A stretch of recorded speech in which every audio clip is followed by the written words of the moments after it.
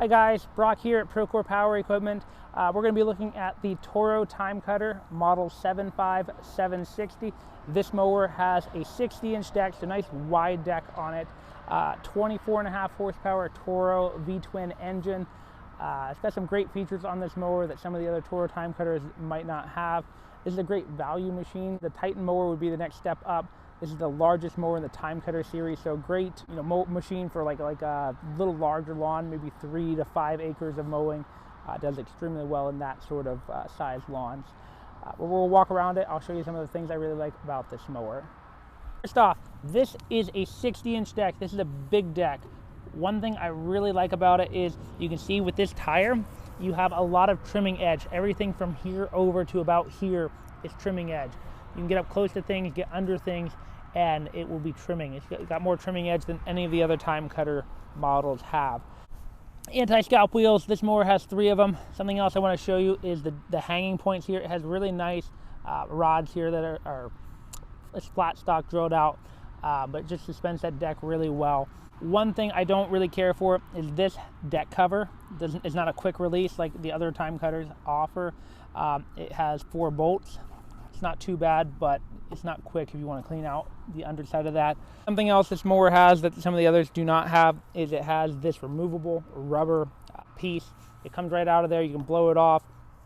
It sets in there. Your feet ride on there for a while. Kind of doesn't vibrate as much. It has nice big tires on it, front and back. You can see that they're a little bit taller, wider tires. That floats really well over some of that ground. These are taller in the back as well, also a little wider.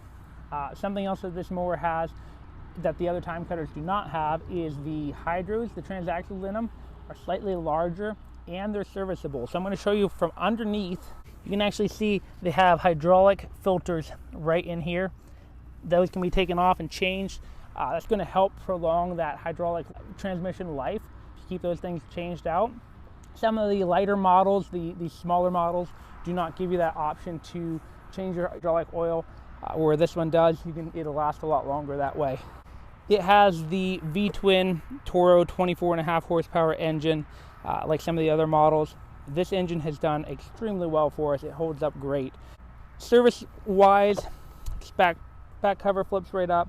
Your air filter comes off of there easily. You can clean that out or replace it. Pop it back into place. Fits really well. You have a little bit of storage here, typical Timecutter. Not very deep, just a little bit there. One thing they got right on this mower, and I really love it, they gave you an hour meter. That is something that all the other Timecutters did not do. Where this one, they threw that in, which is great. I love it. Really handy when you're out there trying to keep track of things. All of your controls are in one spot, just like the other ones. So you have your throttle, choke, and your PTO, up, down. Key switch, everything's right there. Something else they changed on this mower is there's no handle here for the deck. You're not lifting it up with your hand. With 60-inch deck, it's a little heavier. It'd be very hard to lift up and down with just a hand. So they gave you a foot pedal only and a pin system. So this pin, you can drop it in. We're in Ohio, so we'd be mowing at like 3.5 inches. Drop it in there, that's 3.5 inches. And then you let this down. That'll rest right on that pin. Gives you a 3.5-inch cut. It works really well. I do kind of miss the handle. One more thing I don't really like is there's no transport mode for the deck. So if you want to lock it all the way up, you're pushing this down, taking the pin out, putting it in right there.